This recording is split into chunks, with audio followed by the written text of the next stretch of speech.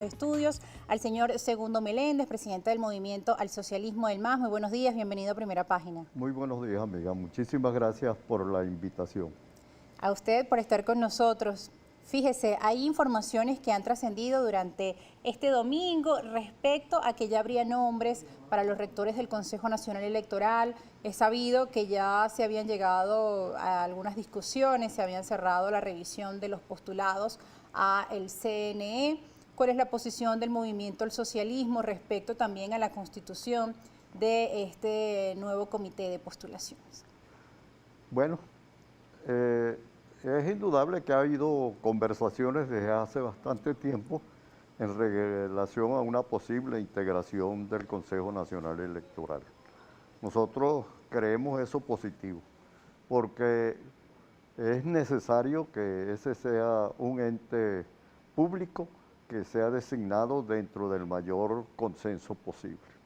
Lamentablemente creemos que no han participado en las conversaciones todos los factores políticos y sociales que debían haberlo hecho. Sí. O sea, no han sido invitados muchos sectores que debieron estar en esas conversaciones por el manejo que tienen de la situación en relación en ese organismo y por la responsabilidad que tenemos los venezolanos en estos momentos de tratar de producir un ente que sea imparcial, que sea transparente y confiable. Eso es lo que nosotros aspiramos, que quienes tienen la responsabilidad de decidir, y allí hay factores de oposición y hay factores del gobierno, a los factores de oposición les decimos que traten de hacerlo mediante un entendimiento entre toda la oposición, y a los factores del gobierno que tienen la capacidad de decidir sobre el tema, que entiendan la responsabilidad que les corresponde, porque Venezuela necesita vivir en paz, necesita buscar una vía que le permita salir de la crisis en la que estamos metidos desde hace mucho tiempo, e indudablemente la confianza que pueda tenerse en el Consejo Nacional Electoral ayuda a ese camino. Ahora bien, cuando usted menciona que no todos los sectores estuvieron invitados en esta discusión, ¿sobre qué sectores está hablando? ¿El Movimiento al Socialismo más fue invitado? ¿Qué otros sectores quedaron por fuera que considera que son importantes? Además, usted formó Sí. parte de la mesita, la llamada mesita, la mesa de diálogo. ¿No estuvieron presentes?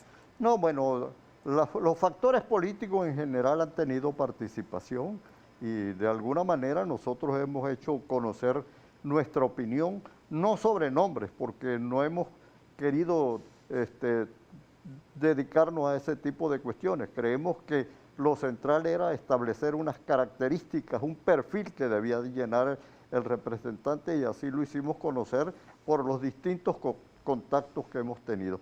Pero hay grupos muy importantes de la sociedad civil, incluso algunos que a pesar de haber presentado sus candidaturas no fueron suficientemente consultados. Pero como decía, en definitiva, esta es una decisión y una responsabilidad que le corresponde a la Asamblea Nacional, y entonces los que allí están representados, tanto de oposición como de gobierno, deben asumir plenamente su responsabilidad. Ahora bien, respecto a este proceso de elecciones, se han sumado nuevos actores políticos en cuanto a su interés de participar.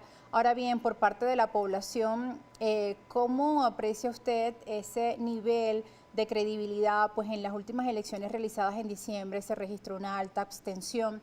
Esto aunado además a que día a día vemos cómo sigue la crisis presente, la crisis política, los problemas económicos agudizados también por la pandemia de COVID-19, un aumento en el número de casos. La realidad que está viviendo el venezolano en las calles es muy dura, es muy difícil, y en medio de esto, ¿cómo puede haber un interés por ir a votar por elecciones cuando también se han tenido tanto tiempo escuchando promesas y nada de soluciones, ¿no? Bueno, mira, la situación que vivimos los venezolanos es sumamente grave, desde el punto de vista económico, social, político, a lo que se agrega la situación de la pandemia, y hemos llegado a lo que se llama una crisis humanitaria. Eso es sumamente grave. Un país como Venezuela nunca había estado en estas circunstancias. Hoy estamos dependiendo incluso de la ayuda que puedan brindar desde el exterior de la solidaridad que se le pueda brindar a los venezolanos, un país que ha dispuesto de tanta riqueza, que en los últimos años obtuvo los más grandes ingresos fiscales de toda su historia. Eso no tiene explicación, no tiene justificación, mejor dicho, porque explicación tiene. Se explica por el empeño de un grupo de imponer un modelo que ha fracasado en el mundo entero, pero se empeñan en imponerlo y establecer un régimen, además de autoritario, un régimen que pueda eternizarse en el poder. El esfuerzo de este gobierno no es por resolver los problemas del país, sino por garantizarse su permanencia en el poder e imponer su dominación, su hegemonía. Señor Segundo, usted nos comenta sobre la posición que ha tenido el gobierno desde su punto de vista, pero yo le preguntaba puntualmente en medio de este escenario, ¿cómo convencer a la población venezolana de ir a votar? La Asamblea Nacional tiene una oposición minoritaria. ¿Cómo en este escenario puede motivarse al electorado a asistir a un nuevo proceso electoral? Es decir, ¿qué puede motivar hoy al venezolano a participar? Hay dos cosas que lo deben motivar o que deben motivarnos a los venezolanos a participar. La primera es que es necesario buscar una solución a esta crisis y con este gobierno, con esta política, no hay posibilidades. ¿Y con esta oposición sí hay posibilidad? Luego, la otra decisión que debemos tomar es la de asumir la oposición la responsabilidad y llamar a participar.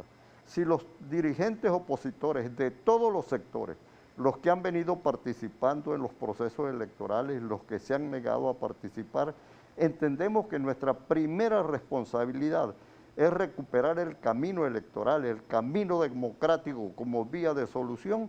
Creemos que podemos hacerlo, que podemos tener éxito en el llamado a la participación de la ciudadanía. Porque una de las razones que ha tenido la gente para no participar, primero porque se ha hecho una gran campaña contra las posibilidades de resolver estos asuntos en el voto, creando ilusiones con salidas distintas a las del voto, a las salidas democráticas, y por el otro lado, porque no tiene confianza en las direcciones de los partidos políticos. Y la única manera de recuperar la confianza es uniéndonos, es poniéndonos por encima de las diferencias, por encima de las confrontaciones, por encima de las calificaciones que han venido ocurriendo entre nosotros. Usted puede entrar a las redes sociales y se encuentran más confrontaciones entre los distintos sectores de la oposición que entre la oposición y el gobierno. Y justamente hay que disponerse a rectificar, hay que entender que cometimos graves errores, que nos equivocamos, todos nos hemos equivocado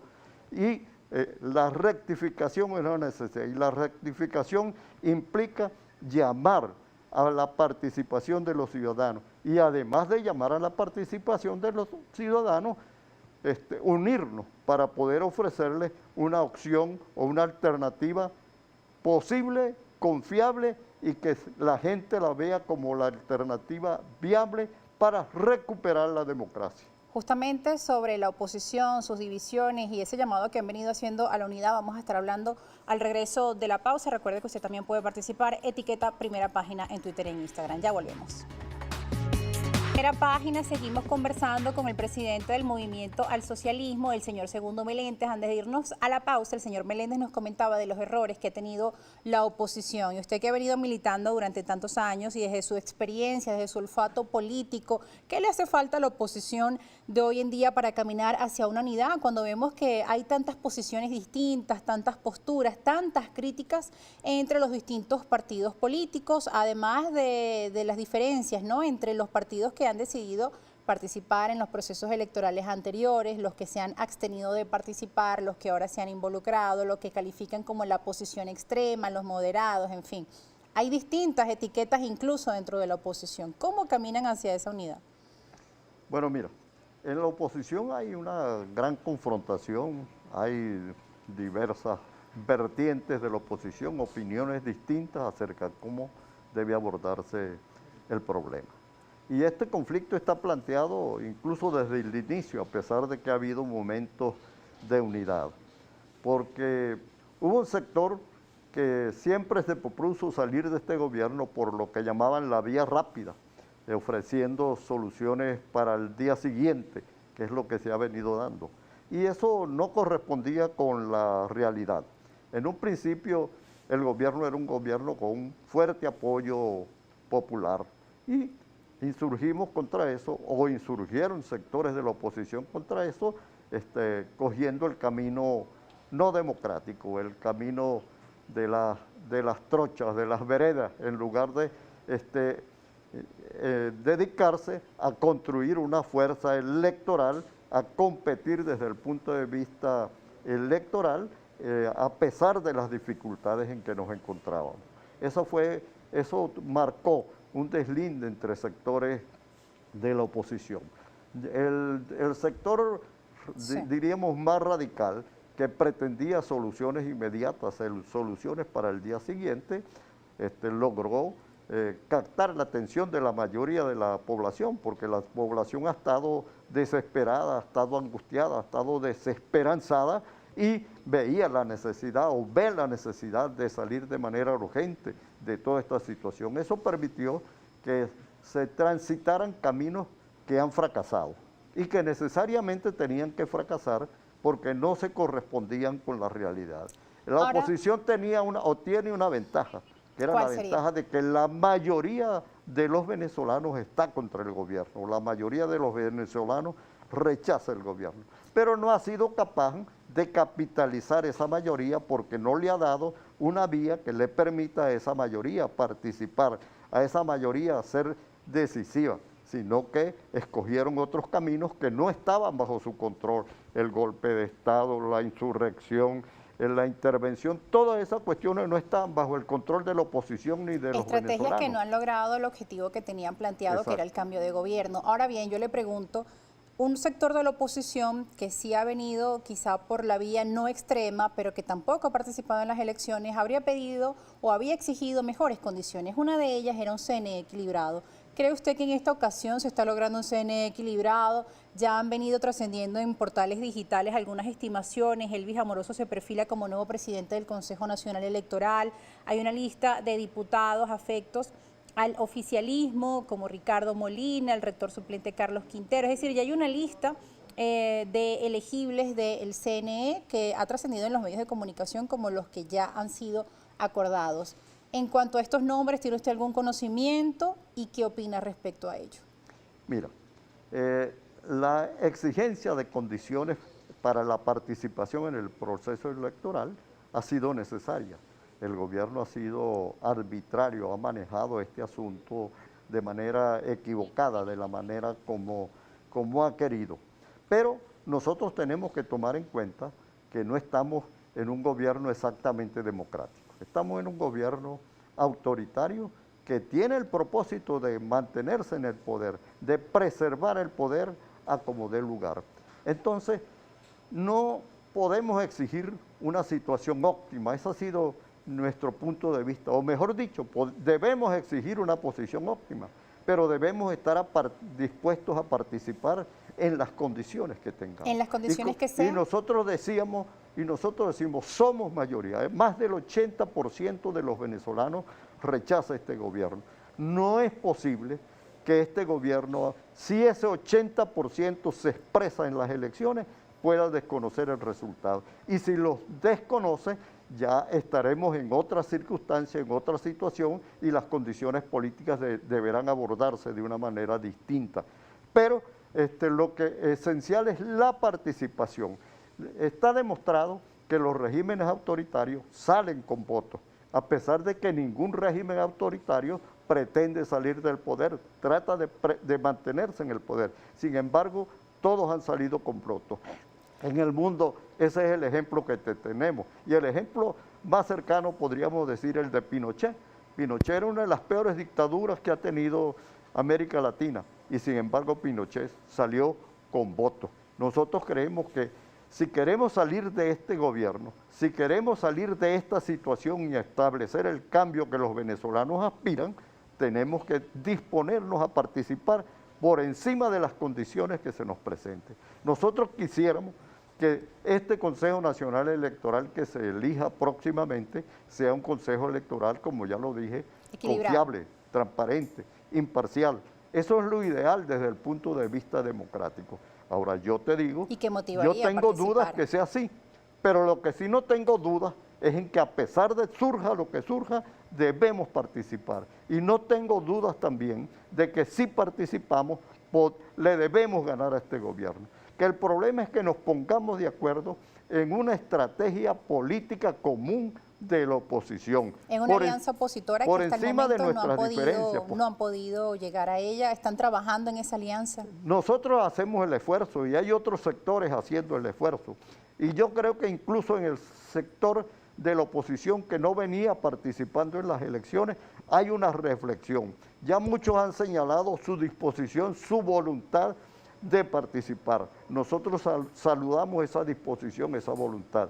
Pero les decimos que tampoco pueden quedarse a mitad del camino. Quedarse a mitad del camino, seguir diciendo participamos, pero nosotros vamos solos porque nosotros somos puros, nosotros somos los verdaderos opositores, nosotros somos esto, los otros.